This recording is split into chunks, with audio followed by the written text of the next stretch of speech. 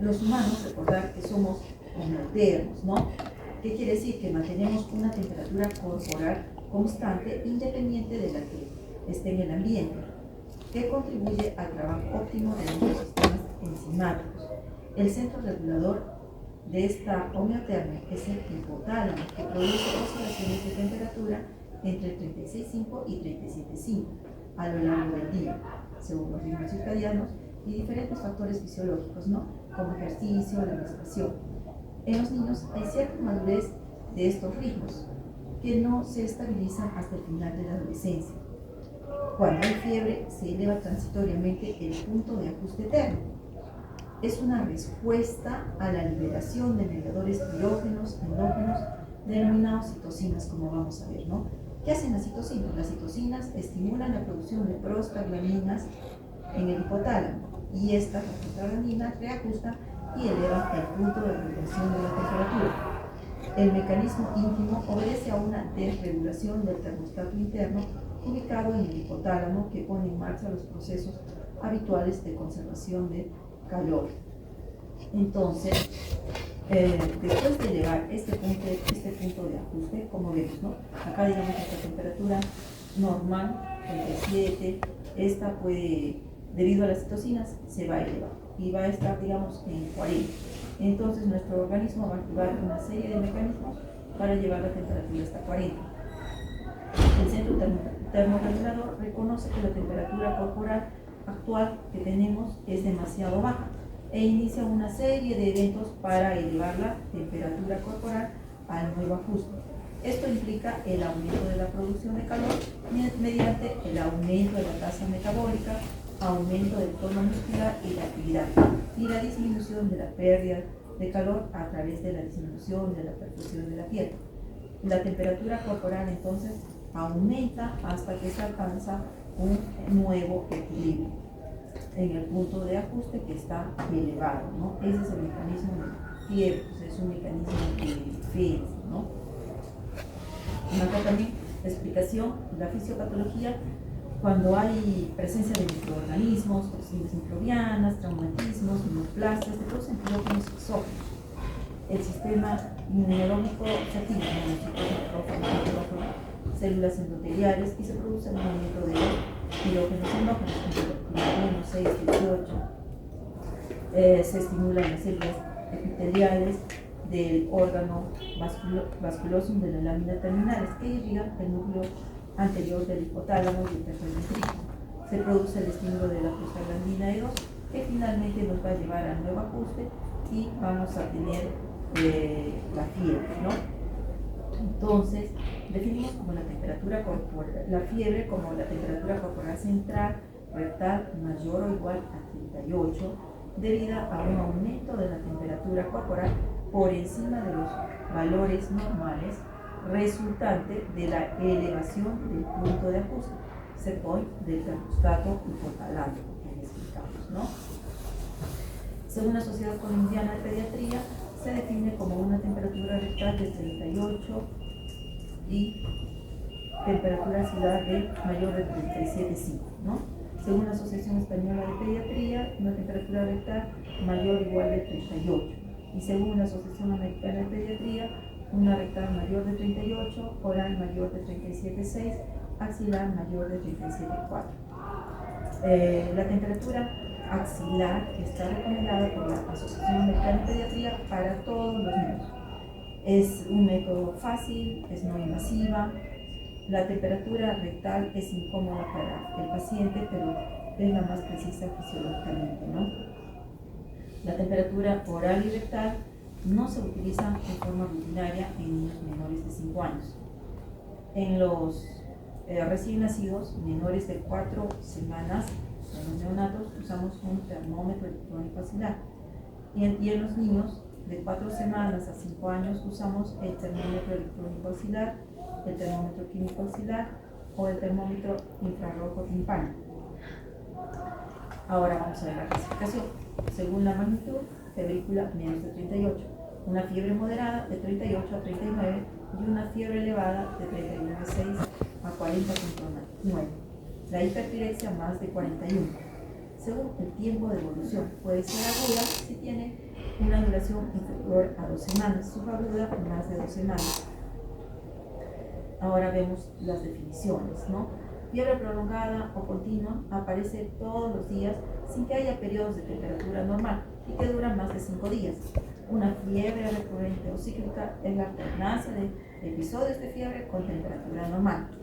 Y fiebre de origen desconocido, si es una temperatura mayor de 38, comprobada por personal sanitario, más de 2 a 3 semanas de duración, ausencia de diagnóstico tras una semana de estudio ambulatorio o hospitalario, hipertermia fisiológica, especialmente en quienes se presenta en los lactantes. Entonces decíamos que la hipertermia es el aumento de la temperatura, pero en ausencia de cambios en la termorregulación, en el hipotálamo, ¿no? Bien por un aumento de producción de calor o como déficit de la eliminación, golpe de calor. La hiperpirexia es la elevación de la temperatura por encima de 41. Cuando alcanza cifras cercanas a 42, se producen cambios en la síntesis proteica, permeabilidad vascular y pH intracelular, que provocan despolarización de los linfocitos cardíacos, neuronas, lo que pone en peligro la vida del paciente, ¿no? La infección bacteriana grave es un diagnóstico confirmado de bacteriemia, sepsis, meningitis, neumonía, artritis, celulitis bacteriana, infección urinaria grave o enterocolitis invasiva. Una infección bacteriana invasiva es el aislamiento de una bacteria patógena de un líquido estéril. Puede ser sangre, líquido cefalorraquídeo, pleura, líquido articular. La infección bacteriana potencialmente grave son las infecciones bacterianas invasivas, pero a esto también se ha adicionado la infección urinaria, las gastroenteritis agudas bacterianas en menores de 3 meses. Bacteriemia oculta, presencia de una bacteria patógena en sangre en un paciente con buen estado general y que no ocasiona otros síntomas más que la fiebre. Fiebre sin foco y un triángulo de degradación pediátrica completamente normal o estable. Trae a la mamá porque presenta fiebre, impresiona con una infección viral, pero de fondo tiene una infección, una bacteriemia, ¿no? Se le hacen exámenes de laboratorio, el hemograma sale alterado y en el cultivo aislamos una bacteria. Fiebre sin foco. La fiebre sin foco es aquella fiebre que dura menos de 5 días, algunos autores consideran hasta 10 días, y cuya etiología no aparece tras una adecuada historia clínica ni por una exhaustiva y minuciosa exploración física. La presencia de hiperemia faringiopánica aislada o de rinorrea leve no excluye el criterio de fiebre sin foco. En pocas ocasiones será de reciente aparición, menos de 6-12 horas, ¿no? La etiología más frecuente es la infecciosa, y dentro de esta, las infecciones respiratorias, gastrointestinales, exantemáticas. Ahora, los síntomas van a depender también de esta fase del episodio febril, ¿no es cierto? Tenemos una fase de escalofríos, una fase de meseta, la fase de escalofríos, ¿no? En que está aumentando la temperatura. Y ya se activan la fase de meseta y luego va a haber la ruptura de la piel. Entonces, esto es importante para reconocer los síntomas y signos que van a depender de qué momento, en qué fase estamos de la fiebre, ¿no? Entonces, en la fase prodrómica o escalofríos, ¿qué va a predominar? La termogénesis, ¿no? Porque se produjo un aumento en el punto de ajuste de la temperatura. Entonces, en esta fase, ¿no? Ahí va a haber la termogénesis.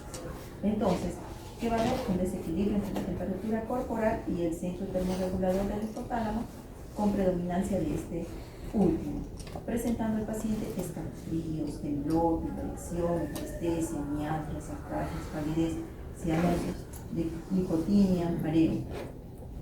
Ahora, en la fase de meseta de nuestra curva, en esta fase se llega a un equilibrio, ¿no? En esta fase de meseta, entre la termogénesis y la termólisis. Y se manifiesta por rubor, aumento de la frecuencia cardíaca, aumento de la frecuencia respiratoria, sed, cefalea, labios secos, delirio. Ahora viene la fase de efervescencia. En la fase de efervescencia que es cuando va a caer la temperatura, ¿no es cierto? Entonces, en esta fase, es la fase de la termólisis, presenta taquicardia, rubicondez, sudoración, cefalea, taquipnea, estreñimiento, orina oscura, hipotensión arterial. Ahora, hay otros síntomas que también no están ligados a los mecanismos termorreguladores, sino por el efecto sistémico de los pirógenos. Y estos pueden ser somnolencias, pesadillas, confusión, crisis convulsivas, secretarial, inquietud, anorexia, pérdida de peso, fotofobia, somnofobia. Entonces, en el síndrome febril vamos a tener los síntomas de manifestaciones clínicas dependiente de la fase, ¿no? La termogénesis que hay temblores, escalofríos, palidez, poco apetito, mialgias, artralgias, hipotimia. En la fase de la termólisis, la fase de efervescencia, ¿qué vamos a encontrar? Taquicardia, rubicundez, sedación, cefalea, taquipnea, orina oscura, eritrocituria, hipotensión arterial. Dependientes de la elevación térmica, insomnio, somnolencia, pesadillas, confusión, convulsiones, albuminuria, inquietud, anorexia, pérdida de peso, fotofobia.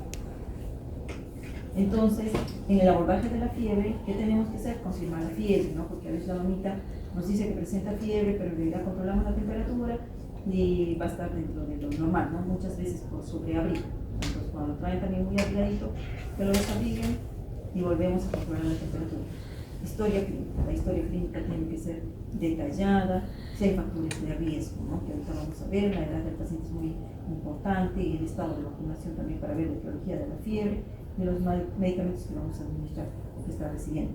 Entonces, en la semiología incluimos el síndrome febril, que tenemos que ver la intensidad de la fiebre, comienzo de efervescencia, síntomas concomitantes, ¿no? Preguntamos siempre qué más aparte de la fiebre. Por ejemplo, si está con diarrea, si tiene granitos, si tiene sarpullido, si está con síntomas respiratorios, si también convulsionado, el tipo de curva febril y vemos las causas, ¿no? Entonces, en cuanto a la anamnesis, incidimos en cuando son recién nacidos la prematuridad, enfermedades crónicas que pudiera estar presentando, inmunodepresión, el estado vacunal. Debe registrarse la temperatura máxima alcanzada. Los síntomas acompañantes inespecíficos suelen ser cefalea, vómitos, dolor abdominal, molestias musculares. Se consideran factores de riesgo, edad inferior, menos de 3 meses, especialmente en los neonatos, ¿no? Afectación del estado clínico, inmunización incompleta frente a hemófilos influenzae, neumococo, riesgo de infección urinaria, si son menorcitos de 12 meses para los niñitos, menores de 24 meses para las niñas, antecedentes personales. Si ha tenido ya infección urinaria, cuando traen a un niñito que está presentando fiebre, tenemos que preguntarle, ¿no? ¿Ha tenido infecciones urinarias nasantes? ¿Cómo está la orina? Si hay molestias para miccionar, si hay una nefrouropatía predisponente, manipulación reciente de la vía urinaria, si ha habido catéter. A veces también, si es un neonato, que vamos a preguntar si la mamá ha tenido alguna infección, si ha tenido fiebre materna días previos o durante el momento del parto, si ha habido RPM, si la historia de herpes genital de la mamá, antecedentes en los niños, ¿no? Si han estado hospitalizados en las últimas 2 semanas, ¿no? Si ya hace 15 minutos estuvo hospitalizado, digamos por neumonía le dieron de alta y regresa unos 3 días después, 2 días después, nuevamente con fiebre. Los niños que están hospitalizados, si hay prematuros, menos de 32 semanas, si el peso es inferior a 1500 gramos porque tienen las defensas bajas, ¿no? También el uso de antibióticos, está recibiendo antibióticos, factores sociales, culturales o de lejanía, son importantes preguntar también porque, como vamos a ver luego, hay que a veces decirles que no hay control y ver, ¿no? Si pueden realmente regresar. En la exploración física debemos valorar el estado general del paciente. Nos permitirá tomar decisiones en cuanto a las exploraciones complementarias para realizar un niño con fiebre sin foco y la presentación general para poder recibir si solicitamos exámenes de laboratorio, pruebas complementarias, ¿no? Entonces, acude un paciente febril por emergencias, por urgencias, y ¿qué tenemos que nosotros hacer? Identificar situaciones que amenazan la vida del paciente, evaluar el riesgo de enfermedad grave, intentar identificar un foco de infección o la presencia de signos asociados a enfermedades, ¿no? Entonces acá está el triángulo de la evaluación pediátrica, donde A es el aspecto. Vemos tono, reactividad, consolabilidad, donde el niño está irritable, mirada, llanto, lenguaje, que nos valora el sistema nervioso central, oxigenación y perfusión cerebral. Respiración, vemos cómo está respirando nuestro niño, ¿no? Si tiene dificultad para respirar, si está cianótico, si está presentando estridor, fajido, vemos si hay patología respiratoria. Circulación, vemos el color de la piel, si hay lividez, cianosis, valora la función cardíaca y la perfusión de órganos. Entonces, se consideran como signos de alarma signos de hipoperfusión tisular, moteada, palidez, frialdad, cianosis, pulso débil. Exantema petequial generalizado, afectación del nivel de conciencia, signos de insuficiencia respiratoria. La exploración física deberá realizarse en forma sistemática por aparatos, ¿no? La presencia de hiperemefaringia o rinorrea leve no incluye el criterio de fiebre sin foco.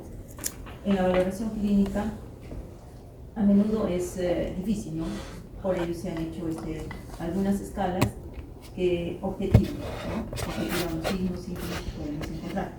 Así tenemos los criterios de bajo riesgo, la Rochester y la Young Infant Observation Scale para menores de 3 meses. Se han dividido estos 3 grupos considerando la respuesta inmunitaria del huésped y la etiología infecciosa del proceso, ¿no? Que son diferentes.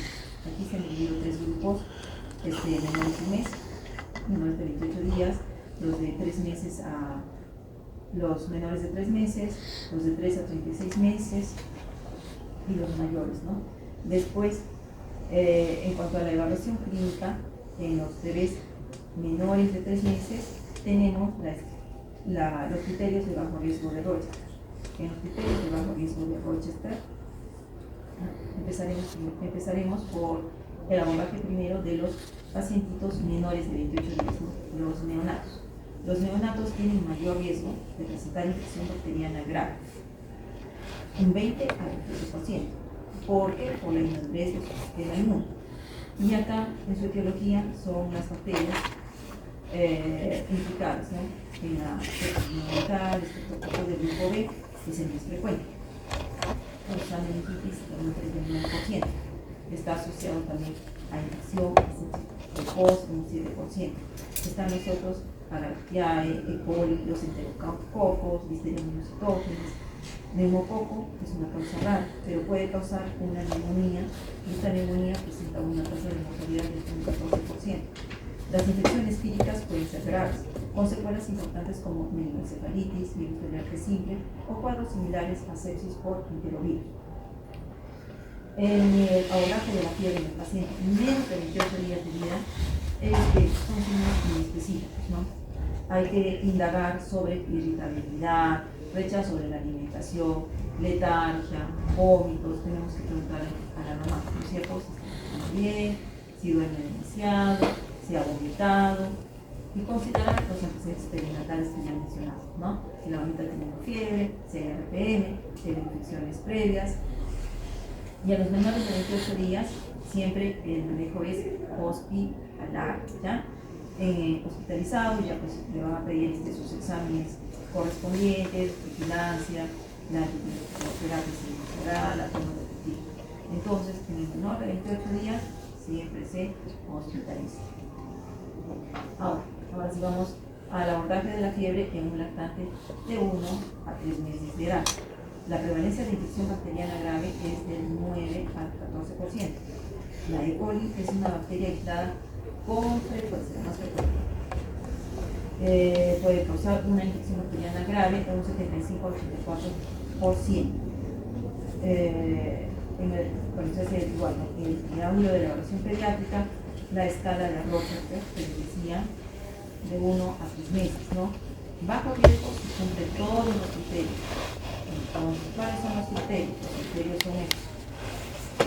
Lactante con buen estado general, previamente sano, nacido término, no recibió tratamiento antiviral perinatal, no tratado por hipertiroidismo, no recibió ni estaba recibiendo antibióticos, no ha estado hospitalizado antes, sin enfermedad crónica de base, no hospitalizado durante el periodo superior de su madre, fueron dados de alta a normal de bebé.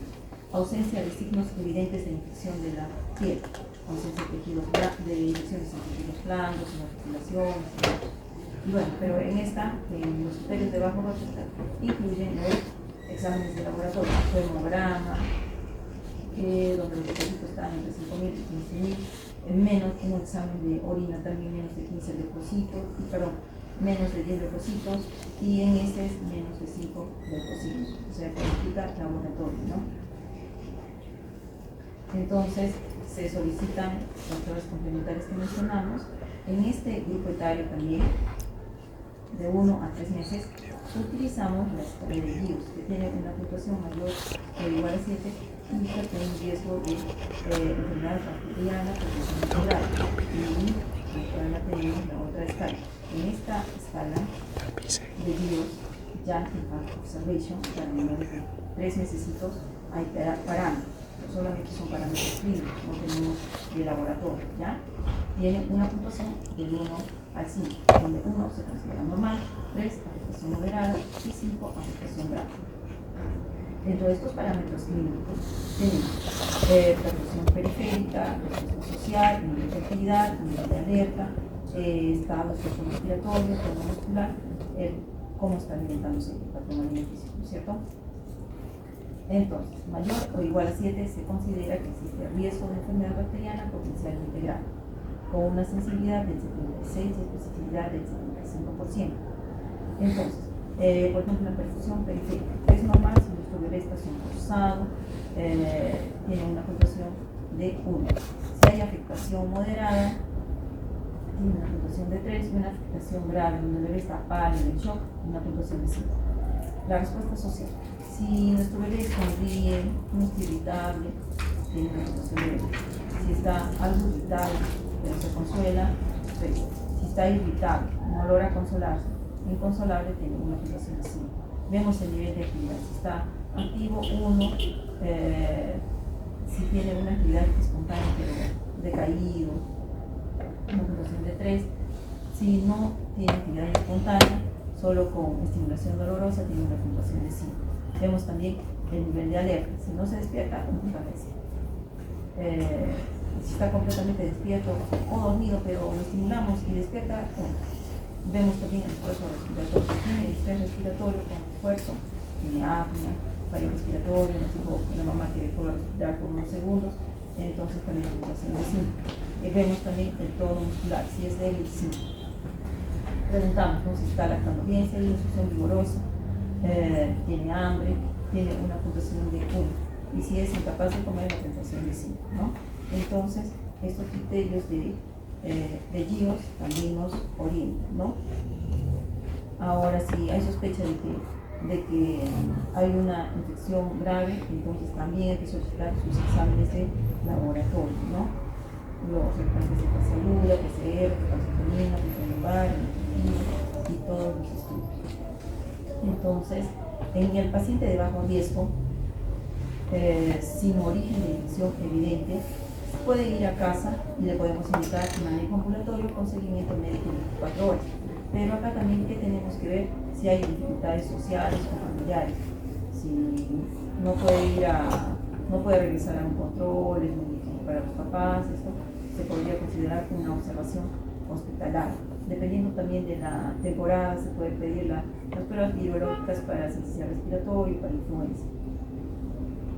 Ahora, en el paciente de 3 a 36 meses, ¿qué preguntamos? Bueno, con la vacunación ya ha cambiado el panorama de los principales microorganismos causales, ¿no es cierto?, de la infección bacteriana, sobre todo con la vacunación para neumococo, influenza. Algunos microorganismos que se consideran en esta etapa: neumococo, staphylococcus, meningococo, E. coli, Teógenes, salmonella. Y acá empleamos otra escala, la escala de Yale. En la escala de Yale también vemos acá la escala de Yale, también predomina, se considera para 3 y 36 meses. Parámetros solamente. Que dentro de los parámetros clínicos, estado general, respuesta a estímulos, llanto, reacción con los padres, color y hidratación. Igual a puntuación. 1 normal, 3 afectación moderada y 5 afectación grave. Si la puntuación es menor o igual a 10, se dice que es bajo riesgo de enfermedad potencialmente grave. Entre 10 y 15, moderado, y mayor de 16, riesgo alto, ¿no es cierto? En el estado general, ¿Qué vemos? Si alerta. Si está alerta, puntuación de 1. Si no responde, pues ya hay una afectación grave. Después está estímulo. Si sonríe, puntuación 1. Si está inexpresivo, 5. Si llora, tiene un llanto fuerte, vigoroso, puntuación de 1. Si tiene un llanto débil, 5. La reacción con los padres. Si los ve a los padres, sonríe, está contento, puntuación de 1. Si hay un llanto continuo, tranquilidad, está inconsolable, puntuación de 5. Vemos el color de la piel. Si está rosado, 1. Si presenta esteatocianosis, 3.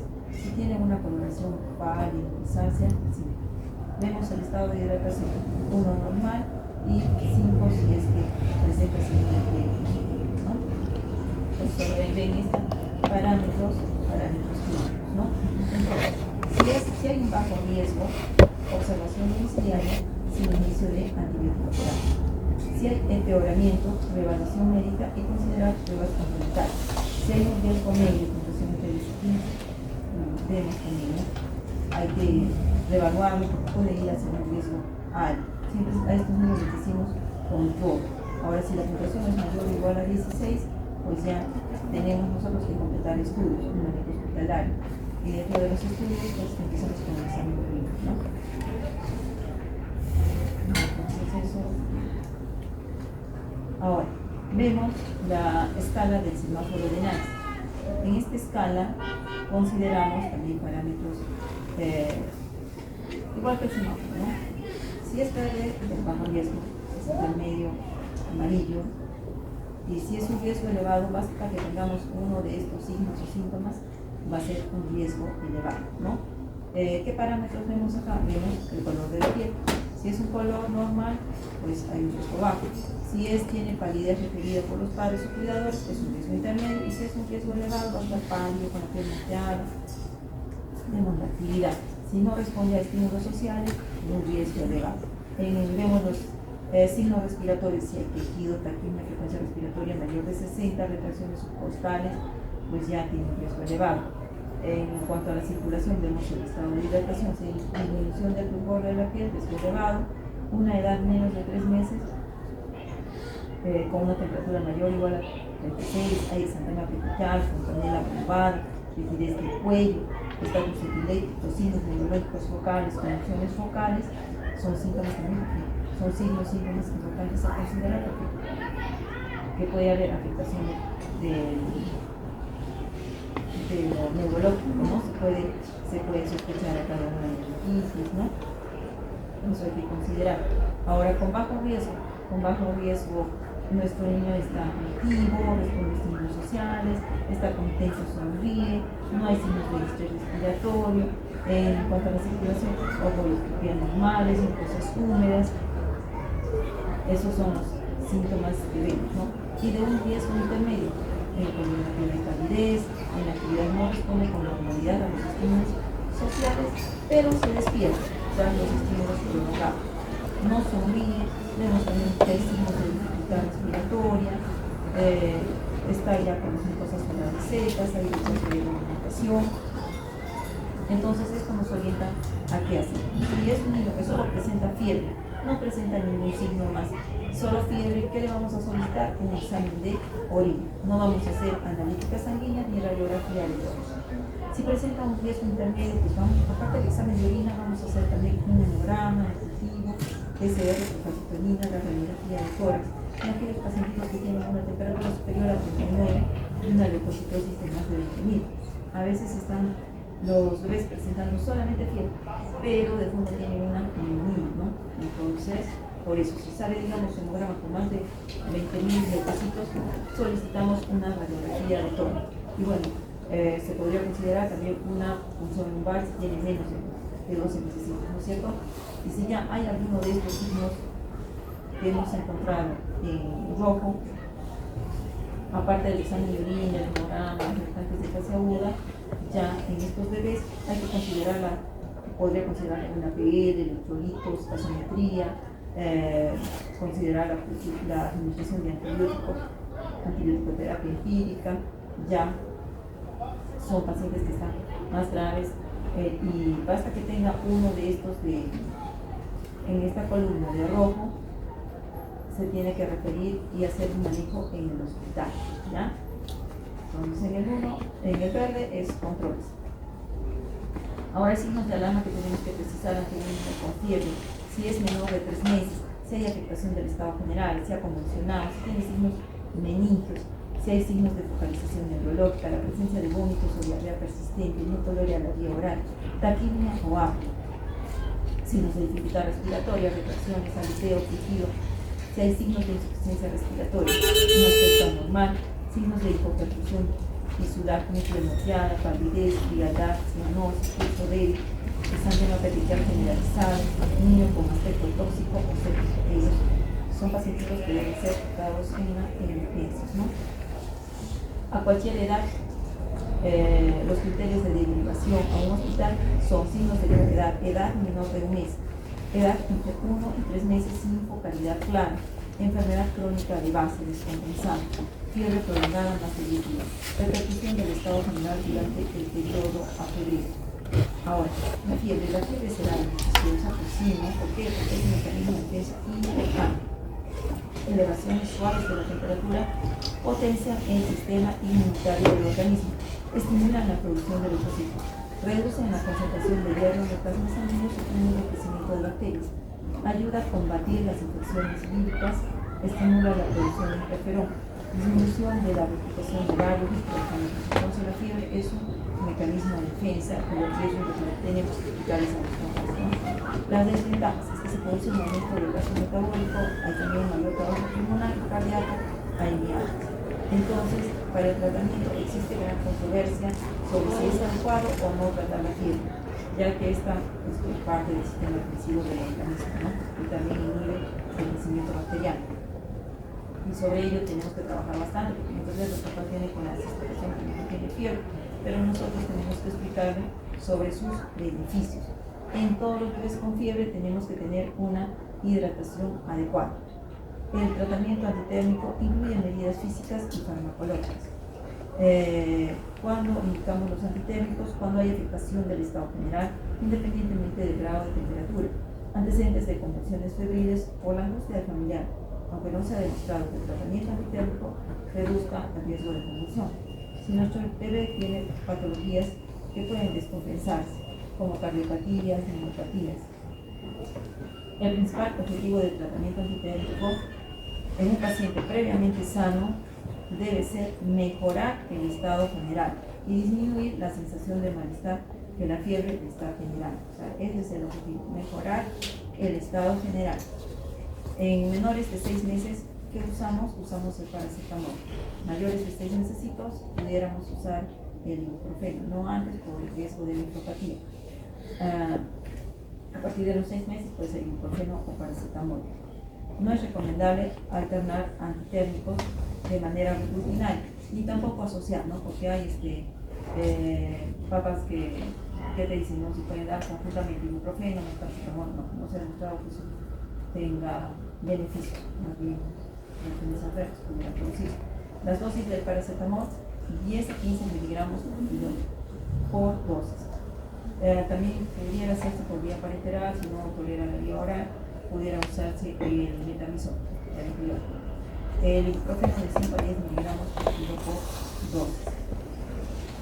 Entonces, en cuanto al manejo, pueden emplearse los medios físicos, hay una incertidumbre sobre la causa de temperatura elevada, fiebre combinada con un componente de enfermedad térmica, por ejemplo, sobre envoltura, trastorno neurológico presente en el niño. Entonces, ¿qué hacemos con el bebé?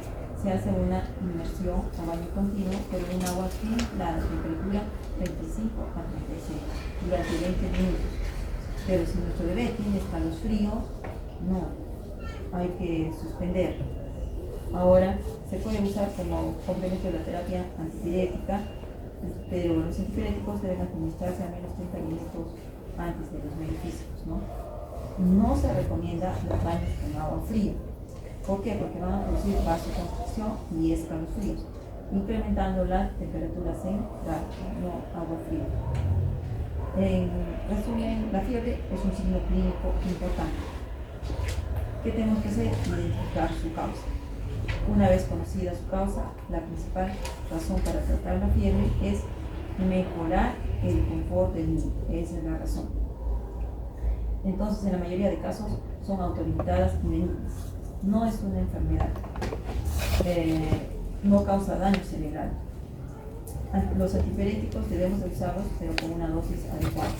Y en cuanto a la prevención, importante es el lavado de manos para prevenir las infecciones, la lactancia materna, que también va a proteger a los bebés. Después, una actividad reducida, tenerlos en un ambiente fresco, seco y ventilado. Gracias por su atención.